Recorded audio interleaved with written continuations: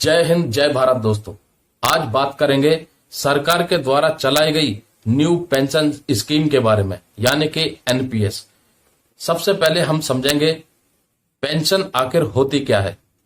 दोस्तों, पेंशन एक निश्चित धनराशि होती है जो आपको आपकी सेवाओं के बदले जब आप रिटायर्ड हो जाते हैं उसके बाद सरकार आपके अकाउंट में डालती है।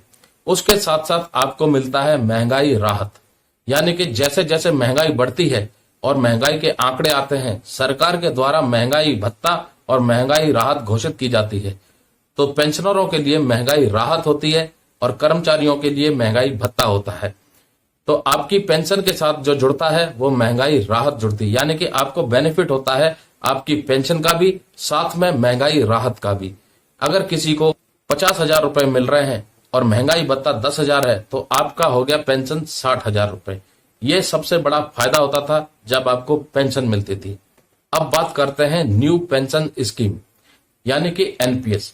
दोस्तों, आपको जो हर महीने सैलरी मिल रही है उस सैलरी में कुछ पैसा आपका ऑटोमेटिकली डिडक्ट हो जाता है एनपीएस के नाम पर, और वो पैसा लाखों करोड़ों कर्मचारियों का जब एक साथ डिडक्ट होकर के एक ट्रेजरी में जाता है, उस ट्रेजरी से सरकार उस पैसे को फंड मैनेजर्स को देती है, अलग अलग share market, bond market, currency market इत्यादियों में इन्वेस्ट करने के लिए। और जब आप रिटायर्ड होंगे तब आपको उसका जो मुनाफा होगा वो दे दिया जाएगा। लेकिन यहाँ सवाल सबसे बड़ा खड़ा ये होता है कि क्या सरकार ने धनराशि निश्चित कर दी है कि जब आप रिटायर्ड होंगे आपको कितनी मिलेगी?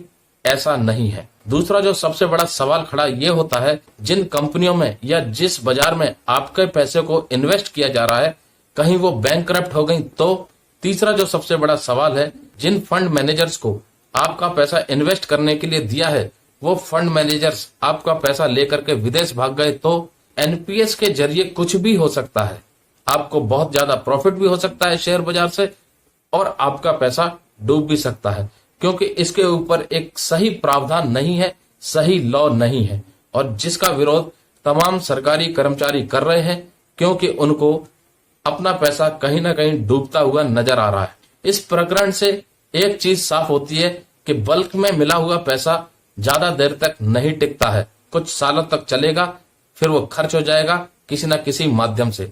लेकिन जो पैसा आपको महीने दर महीने मिलता रहेगा उस पैसे में प्रॉफिट ज्यादा है, क्योंकि उसके साथ आपका एनुअल इंक्रीमेंट भी जुड़ता है जो साल 2 साल या 3 साल के बाद लगता है, क्योंकि आपकी पेंशन रिवाइज होती है। साथ में आपको महंगाई राहत भी मिलती है। सरकार ने तमाम करोड़ों कर्मचारियों की पेंशन बंद करके भारत की $1 ट्रिलियन इकोनॉमी बनाने का सपना संजोया है।